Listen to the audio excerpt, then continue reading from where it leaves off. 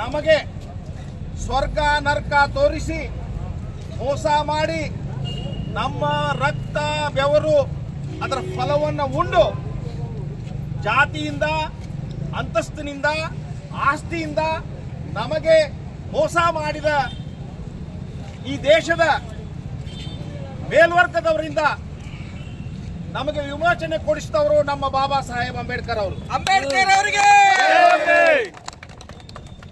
ಒಂದು ಕ್ಷಣ ಸ್ವತಃ ಅಮಿತ್ ಶಾನು ವಿಚಾರ ಮಾಡಬೇಕಾಗ್ತೈತಿ. ಒಂದು ವೇಳೆ ಬಾಬಾ ಸಾಹೇಬ್ ಅಂಬೇಡ್ಕರ್ ಅಂತ ನೀಲಿ ನಕ್ಷತ್ರ ಒಂದು ದೊಡ್ಡ ಆಲದ ಮರ ನಮ್ಮ ದೇಶದಲ್ಲಿ ಹುಟ್ಟದೇ ಇದ್ರೆ ಇವತ್ತ ನಮ್ಮ ಪರಿಸ್ಥಿತಿ ಏನಾಗಿರ್ತಿತ್ತು ಅಂತ ಹೇಳಿ.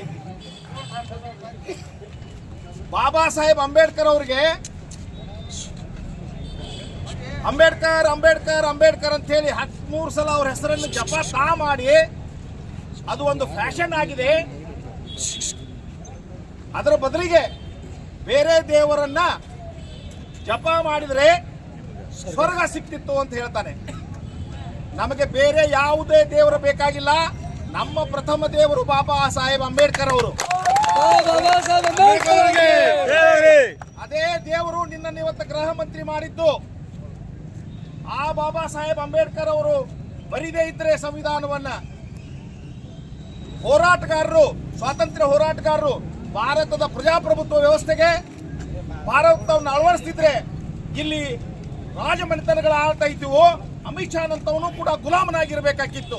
ನಿನಗೆ ವಿಮೋಚನೆ ಕೊಡಿಸಿದಂತವರು ಕೂಡ ಬಾಬಾ ಸಾಹೇಬ್ ಅಂಬೇಡ್ಕರ್ ಅನ್ನೋದನ್ನ ದಯವಿಟ್ಟು ಅಮಿತ್ ಶಾ ಅವರು ಮರಿಬಾರದು. ಸಂವಿಧಾನ ಶಿಲ್ಪಿ ಡಾಕ್ಟರ್ ಬಾಬಾ ಸಾಹೇಬ್ ಅಂಬೇಡ್ಕರ್ ಅವರಿಗೆ ಬಾಬಾ ಸಾಹೇಬ್ ಅಂಬೇಡ್ಕರ್ ಅವರನ್ನ ಅವಮಾನಿಸುವುದಲ್ಲದೇ ಅವರ ಬದಲಿಗೆ ಬೇರೆ ದೇವರನ್ನ ನೆನೆಸಿದ್ರೆ ಸ್ವರ್ಗ ಸಿಕ್ತಿತ್ತು ಅಂತ ಹೇಳ್ತಾರೆ. ಈಗ ಸಾವಿರಾರು ವರ್ಷಗಳಿಂದ ಇಲ್ಲದ ಸ್ವರ್ಗ ನರಕ ತೋರಿಸಿ ಇಲ್ಲದ ದೇವರುಗಳನ್ನ ಸೃಷ್ಟಿ ಮಾಡಿ ಮೋಸ ಮಾಡಿದಂತಹ ವ್ಯಕ್ತಿಗಳ ಕೈಗೊಂಬೆ ಈ ಅಮಿತ್ ಶಾ ಅಂತ ಹೇಳಿ ನಾನು ಬಹಳ ಧೈರ್ಯದಿಂದ ಇಲ್ಲಿ ಹೇಳಿಕ್ಕೆ ಬಯಸ್ತೇನೆ. ಸಂವಿಧಾನ ಅನುಷ್ಠಾನ ಆಗುವ ಪೂರ್ವದಲ್ಲಿ ನಾವಿದ್ದಿದ್ದು ನರಕದಲ್ಲಿ. ಈ ಅಮಿತ್ ಶಾ ಮತ್ತು ಅವನ ಪರಿವಾರದಂತವರು ಎಲ್ಲಾ ಹಿಂದುಳಿದ ವರ್ಗಗಳನ್ನ ಇಟ್ಟದ್ದೇ ನರಕದಲ್ಲಿ. ಊರೊಳಗೆ ಹೋಗ್ಲಿಕ್ಕೂ ನಮಗೆ ಪ್ರವೇಶ ಇರಲಿಲ್ಲ. ಕುಡಿಯುವ ನೀರಿಗೆ ಅಂಗಾಲಾಚಬೇಕಾಗಿತ್ತು, ತಿನ್ನುವ ಅನ್ನಕ್ಕೆ ಅಂಗಾಲಾಚಬೇಕಾಗಿತ್ತು, ಬಟ್ಟೆ ಬರೆಗೆ ಅಂಗಾಲಾಚಬೇಕಾಗಿತ್ತು. ಹಗಲು ರಾತ್ರಿ ಅವರ ಭೂಮಿಗಳಲ್ಲಿ ದುಡಿದ್ರೆ, ಅವರ ಮಹಲ್ಗಳಲ್ಲಿ ದುಡಿದ್ರೆ, ಆ ಊರುಗಳನ್ನು ಸ್ವಚ್ಛ ಮಾಡಿದ್ರೆ ಸಂಜೆಗೆ ಒಂದು ಹೊತ್ತಿನ ಗಂಜಿ ಕೂಡ ಇಲ್ಲಂತ ಪರಿಸ್ಥಿತಿಯನ್ನ ಮಾಡಿದ್ದು ಅದು ನರಕ. ಆ ನರಕದಿಂದ ಇಂದಿನ ಈ ನಮ್ಮ ಸ್ವರ್ಗಕ್ಕೆ ನಮ್ಮನ್ನು ತಂದು ನಿಲ್ಲಿಸಿದವರು ಬಾಬಾ ಸಾಹೇಬ್ ಅಂಬೇಡ್ಕರ್ ಅವರು. ಅವ ಎಷ್ಟೇ ದೊಡ್ಡ ಮಗ ಇರಲಿ, ಅವ ಎಷ್ಟೇ ಉನ್ನತ ಹುದ್ದೆಯಲ್ಲಿ ಇರಲಿ, ಯಾರು ಬಾಬಾ ಸಾಹೇಬ್ ಅಂಬೇಡ್ಕರ್ ಅನ್ನ ಅವಮಾನಿಸ್ತಾರೋ ಅವರನ್ನ ಎದಿಗೆ ಒದಿಯುವಂತಹ ಶಕ್ತಿಯನ್ನ ಬಾಬಾ ಸಾಹೇಬ್ ಅಂಬೇಡ್ಕರ್ ಅವರ ಅಭಿಮಾನಿಗಳಿಗೆ ನಾನು ಮನಪೂರ್ವಕವಾಗಿ ಅಭಿನಂದನೆಗಳನ್ನು ಸಲ್ಲಿಸ್ತೇನೆ. ಯಾಕಂದ್ರೆ ಬಹಳ ಜನ ನಮಗೆ ವಿರೋಧ ಮಾಡಿದ್ರು, ಧಾರವಾಡ ಬಂದ್ ಮಾಡೋದು ಅಂತೇಳಿ. ಸ್ವಾಟ್ ಹೊರತು ಧಾರವಾಡ ಬಂದ್ ಮಾಡಿ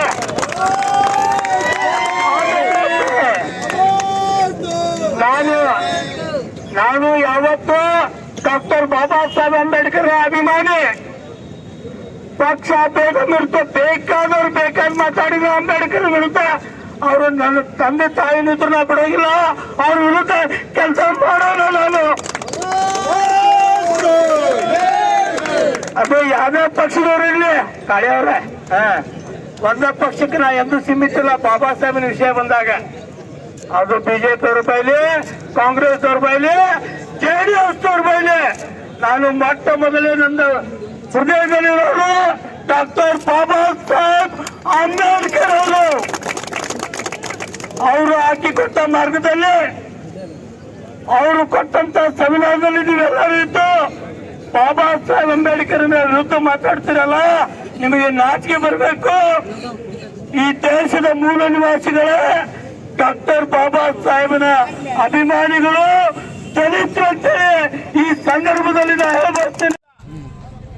ನಮಗೆ ಸ್ವರ್ಗ ನರಕ ತೋರಿಸಿ ಮೋಸ ಮಾಡಿ ನಮ್ಮ ರಕ್ತ ಬೆವರು ಅದರ ಫಲವನ್ನು ಉಂಡು ಜಾತಿಯಿಂದ ಅಂತಸ್ತಿನಿಂದ ಆಸ್ತಿಯಿಂದ ನಮಗೆ ಮೋಸ ಮಾಡಿದ ಈ ದೇಶದ ಮೇಲ್ವರ್ಗದವರಿಂದ ನಮಗೆ ವಿಮೋಚನೆ ಕೊಡಿಸಿದವರು ನಮ್ಮ ಬಾಬಾ ಸಾಹೇಬ್ ಅಂಬೇಡ್ಕರ್ ಅವರು. ಅಂಬೇಡ್ಕರ್ ಅವರಿಗೆ ಒಂದು ಕ್ಷಣ ಸ್ವತಃ ಅಮಿತ್ ಶಾನು ವಿಚಾರ ಮಾಡಬೇಕಾಗತ್ತೆ. ಒಂದು ವೇಳೆ ಬಾಬಾ ಸಾಹೇಬ್ ಅಂಬೇಡ್ಕರ್ ಅಂತ ನೀಲಿ ನಕ್ಷತ್ರ, ಒಂದು ದೊಡ್ಡ ಆಲದ ಮರ ನಮ್ಮ ದೇಶದಲ್ಲಿ ಹುಟ್ಟದೇ ಇದ್ರೆ ಇವತ್ತ ನಮ್ಮ ಪರಿಸ್ಥಿತಿ ಏನಾಗಿರ್ತಿತ್ತು ಅಂತ ಹೇಳಿ. ಬಾಬಾ ಸಾಹೇಬ್ ಅಂಬೇಡ್ಕರ್ ಅವ್ರಿಗೆ ಅಂಬೇಡ್ಕರ್ ಅಂಬೇಡ್ಕರ್ ಅಂಬೇಡ್ಕರ್ ಅಂತ ಹೇಳಿ 13 ಸಲ ಅವ್ರ ಹೆಸರನ್ನು ಜಪ ಮಾಡಿ ಅದು ಒಂದು ಫ್ಯಾಷನ್ ಆಗಿದೆ. ಅದರ ಬದಲಿಗೆ ಬೇರೆ ದೇವರನ್ನ ಜಪ ಮಾಡಿದ್ರೆ ಸ್ವರ್ಗ ಸಿಕ್ತಿತ್ತು ಅಂತ ಹೇಳ್ತಾನೆ. ನಮಗೆ ಬೇರೆ ಯಾವುದೇ ದೇವರು ಬೇಕಾಗಿಲ್ಲ. ನಮ್ಮ ಪ್ರಥಮ ದೇವರು ಬಾಬಾ ಸಾಹೇಬ್ ಅಂಬೇಡ್ಕರ್ ಅವರು. ಬಾಬಾ ಸಾಹೇಬ್ ಅಂಬೇಡ್ಕರ್ ಅವರಿಗೆ ಅದೇ ದೇವರು ನಿನ್ನ ಇವತ್ತು ಗೃಹ ಮಂತ್ರಿ ಮಾಡಿದ್ದು. ಆ ಬಾಬಾ ಸಾಹೇಬ್ ಅಂಬೇಡ್ಕರ್ ಅವರು ಬರಿದೇ ಇದ್ರೆ ಸಂವಿಧಾನವನ್ನ, ಹೋರಾಟಗಾರರು, ಸ್ವಾತಂತ್ರ್ಯ ಹೋರಾಟಗಾರರು ಭಾರತದ ಪ್ರಜಾಪ್ರಭುತ್ವ ವ್ಯವಸ್ಥೆಗೆ ಭಾರತವನ್ನು ಅಳವಡಿಸ್ತಿದ್ರೆ ಇಲ್ಲಿ ರಾಜಮನೆತನಗಳ ಆಳ್ತಾ ಇದ್ದೀವೋ. ಅಮಿತ್ ಶಾ ಅಂತವನು ಕೂಡ ಗುಲಾಮನಾಗಿರ್ಬೇಕಾಗಿತ್ತು. ನಿನಗೆ ವಿಮೋಚನೆ ಕೊಡಿಸಿದಂತವರು ಕೂಡ ಬಾಬಾ ಸಾಹೇಬ್ ಅಂಬೇಡ್ಕರ್ ಅನ್ನೋದನ್ನ ದಯವಿಟ್ಟು ಅಮಿತ್ ಶಾ ಅವರು ಮರಿಬಾರದು. ಸಂವಿಧಾನ ಶಿಲ್ಪಿ ಡಾಕ್ಟರ್ ಬಾಬಾ ಸಾಹೇಬ್ ಅಂಬೇಡ್ಕರ್ ಅವರಿಗೆ ಬಾಬಾ ಸಾಹೇಬ್ ಅಂಬೇಡ್ಕರ್ ಅವರನ್ನ ಅವಮಾನಿಸುವುದಲ್ಲದೇ ಅವರ ಬದಲಿಗೆ ಬೇರೆ ದೇವರನ್ನು ನೆನೆಸಿದ್ರೆ ಸ್ವರ್ಗ ಸಿಕ್ತಿತ್ತು ಅಂತ ಹೇಳ್ತಾರೆ.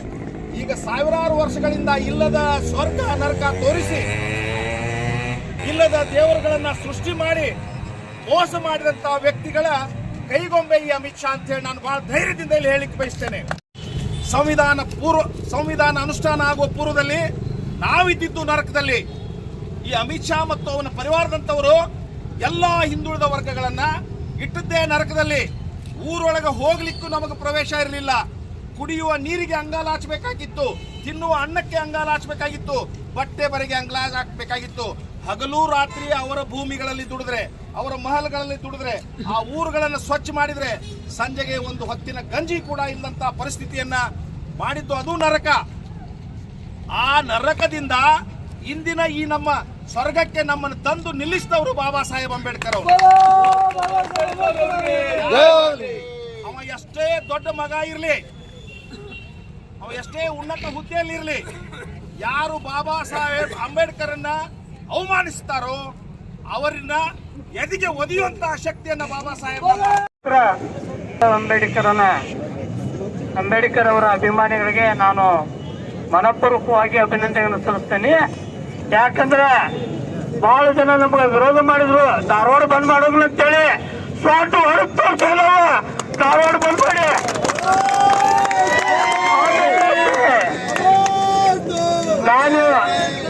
ನಾನು ಯಾವತ್ತೂ ಡಾಕ್ಟರ್ ಬಾಬಾ ಸಾಹೇಬ್ ಅಂಬೇಡ್ಕರ್ ಅಭಿಮಾನಿ. ಪಕ್ಷ ಬೇಕಾದವ್ರು ಬೇಕಾದ್ ಮಾತಾಡಿದ್ರು ಅಂಬೇಡ್ಕರ್ ವಿರುದ್ಧ. ಅವರು ನನ್ನ ತಂದೆ ತಾಯಿನಿದ್ರು ನಾ ಬಿಡೋಗಿಲ್ಲ, ಅವ್ರ ವಿರುದ್ಧ ಕೆಲಸ ಮಾಡೋಣ ನಾನು. ಅದು ಯಾವ್ದೇ ಪಕ್ಷದವ್ರು ಇರ್ಲಿ ಕಾಳಿಯವ್ರೆ, ಒಂದೇ ಪಕ್ಷಕ್ಕೆ ನಾ ಎಂದೂ ಸೀಮಿತಿಲ್ಲ. ಬಾಬಾ ಸಾಹೇಬಿನ ವಿಷಯ ಬಂದಾಗ ಅದು ಬಿಜೆಪಿ ಅವ್ರ ಬೈಲಿ, ಕಾಂಗ್ರೆಸ್ ಅವ್ರ ಬೈಲಿ, ಜೆಡಿಎಸ್ ಅವ್ರ ಬೈಲಿ, ನಾನು ಮೊಟ್ಟ ಮೊದಲೇ ನನ್ನ ಹೃದಯದಲ್ಲಿರೋರು ಡಾಕ್ಟರ್ ಬಾಬಾ ಸಾಹೇಬ್ ಅಂಬೇಡ್ಕರ್ ಅವರು. ಅವರು ಹಾಕಿಕೊಟ್ಟ ಮಾರ್ಗದಲ್ಲಿ, ಅವರು ಕೊಟ್ಟಂತ ಸಂವಿಧಾನದಲ್ಲಿ ನೀವೆಲ್ಲರೂ ಇದ್ದು ಬಾಬಾ ಸಾಹೇಬ್ ಅಂಬೇಡ್ಕರ್ ವಿರುದ್ಧ ಮಾತಾಡ್ತಿರಲ್ಲ, ನಿಮಗೆ ನಾಚಿಕೆ ಬರಬೇಕು. ಈ ದೇಶದ ಮೂಲ ನಿವಾಸಿಗಳೇ ಡಾಕ್ಟರ್ ಬಾಬಾ ಸಾಹೇಬನ ಅಭಿಮಾನಿಗಳು ದಲಿತರು ಅಂತೇಳಿ ಈ ಸಂದರ್ಭದಲ್ಲಿ ನಾನು ಹೇಳ್ಬರ್ತೇನೆ.